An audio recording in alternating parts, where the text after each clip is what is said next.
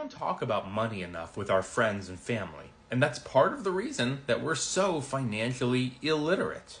And like most good therapists, they know the first question to ask. Tell me about your parents' relationship with money. When I was a little kid, I went and I asked my mom, how much do you make every year? You know what she didn't do?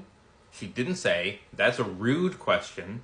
She didn't say, that's none of your business. She didn't say, why are you asking something like that? Go to your room. She said, why don't you sit down and I'm going to tell you. And she did. She walked me through everything. Here's how much the condo fees cost. Here's how much I pay on the mortgage. Here's the homeowner's insurance, my car payment, my car insurance, groceries, feeding you. You ever talk to a little kid about money?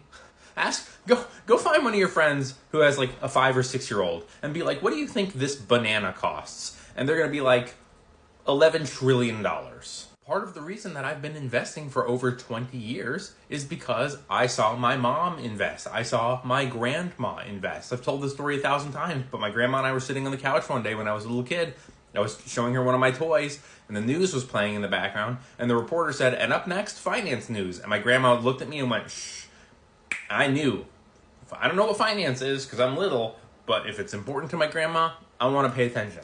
Here are a couple of reasons that we should talk about money more frequently with our friends and family. Number one, more knowledge. We talk to our friends about budgeting, investing, saving, personal problems that we've had with money. We can all learn and grow together. The more you talk about something, the more you're held accountable. I did this when I started losing weight. I'm down almost 40 pounds this year. And part of the reason that I was able to do it was because I was telling everyone that I'm gonna do it. Then I had to do it. So if you're saving for something big, like a down payment on a home or a kitchen renovation or a new car or an investment you want to make, talk about it with people. Financial transparency is huge, especially in relationships. I had a friend who was married, ain't married no more, and her husband came to her and said, hey, by the way, there's something I never told you. I've got a little bit of debt. And she said, no worries, everyone has debt. How much is it? We'll pay it off. He said, oh, it's, like $10,000.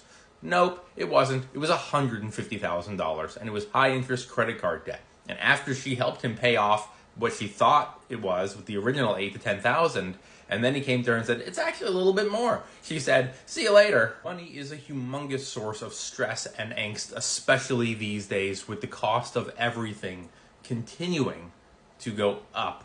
Talking about money with people that you trust can maybe help you reduce some of that stress. But you should also talk about money with your colleagues, which can be uncomfortable, but you should do it anyway. When people talk about their finances openly, it's easier to spot issues or pay discrepancies when it comes to gender, race, or favoritism. But it also gives you negotiating power, because if you find out that a couple of people in your office are paid more and you all do the same job, you go to your boss and you say, I've got the data to back up why I need to be paid more.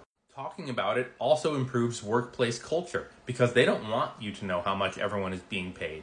If you are, it forces them to be open about it and it levels the playing field for everybody. Start talking about money. And also smash that follow. See you later.